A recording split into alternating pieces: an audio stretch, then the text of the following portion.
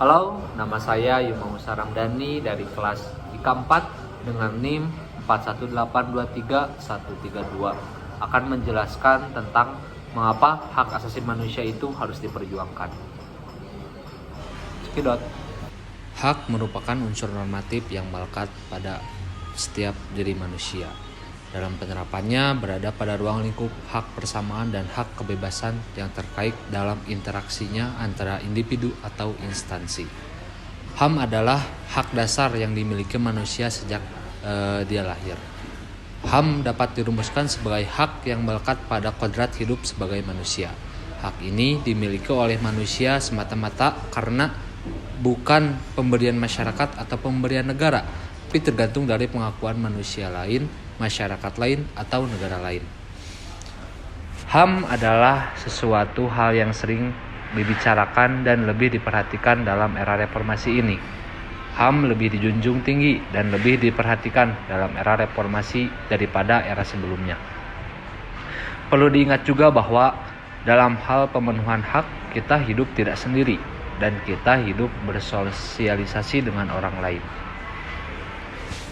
HAM penting karena mereka melindungi hak untuk mereka hidup dengan harga diri yang meliputi hak untuk hidup, hak atas kebebasan, dan keamanan. Hidup dengan harga diri berarti bahwa kita harus memiliki sesuatu seperti tempat, makanan yang cukup. Ini berarti harus berpartisipasi dalam masyarakat untuk menerima pendidikan, bekerja, dan mempraktekkan agama kita. Berbicara dalam bahasa kita sendiri dan hidup dengan damai, HAM adalah alat untuk melindungi orang dari kekerasan dan kesewenang-wenangan. HAM mengembangkan saling menghargai antara manusia. HAM mendorong tindakan yang dilandasi kesadaran dan tanggung jawab untuk menjamin bahwa hak orang lain tidak dilanggar. Misalnya, kita memiliki hak untuk hidup bebas dari segala bentuk diskriminasi, tapi di saat yang sama kita juga memiliki tanggung jawab untuk tidak mendiskriminasi orang lain. Nah, mengapa sih kita harus menjunjung tinggi hak asasi manusia? Kebebasan tanpa kesetaraan akan melahirkan ketidakadilan. Kesetaraan tanpa keadilan akan melahirkan ketidakbebasan. Dan keadilan tanpa kebebasan akan melahirkan ketidaksetaraan. Oleh karena itu, penting bagi kita untuk menjunjung tinggi ketiga hak dasar tersebut. Selanjutnya, mengapa pelaksanaan hak asasi manusia harus beriringan kewajiban asasi manusia dan tanggung jawab hak asasi manusia?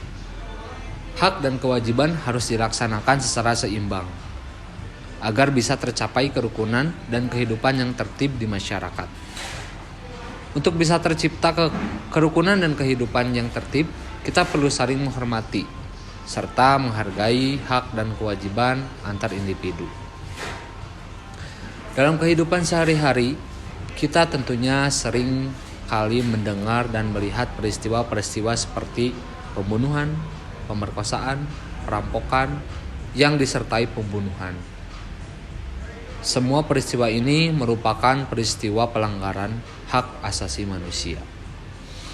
Di Indonesia ada beberapa peristiwa besar pelanggaran hak asasi manusia yang terjadi dan mendapatkan perhatian dari pemerintah serta masyarakat Indonesia.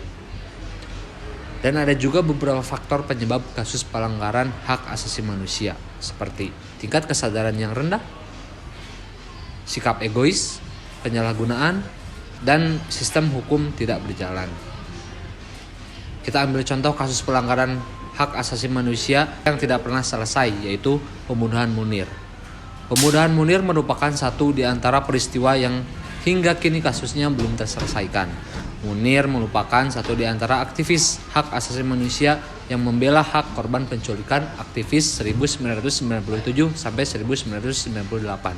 Namun, pada 2004 beliau tewas dalam pesawat tujuan Amsterdam akibat diracun.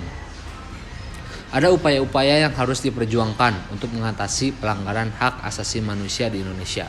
Yang pertama, penegakan hukum. Dalam hal ini, pemerintah harus memastikan bahwa hukum tertulis sudah ditegakkan secara adil tidak ada perlakuan hukum yang berbeda antara kelompok atau individu. Yang kedua, meningkatkan kualitas pelayanan publik. Dengan kualitas pelayanan publik yang baik, maka warga negara akan merasa terlayani dengan baik. Hal ini membuat warga negara merasa bahwa haknya terpenuhi dan tercipta kedamaian dalam masyarakat. Yang ketiga yaitu pengawasan dari masyarakat.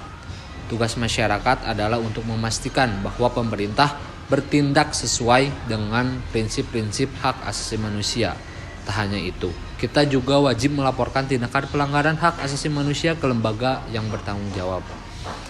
Dan yang terakhir ada menyebarluaskan pendidikan hak asasi manusia dengan memberi pemahaman tentang prinsip hak asasi manusia melalui pendidikan formal maupun non-formal. Dengan begitu, warga negara bisa lebih sadar akan hak asasi manusia tiap orang sehingga bisa mematuhinya. Mari kita lindungi hak untuk membela hak asasi manusia.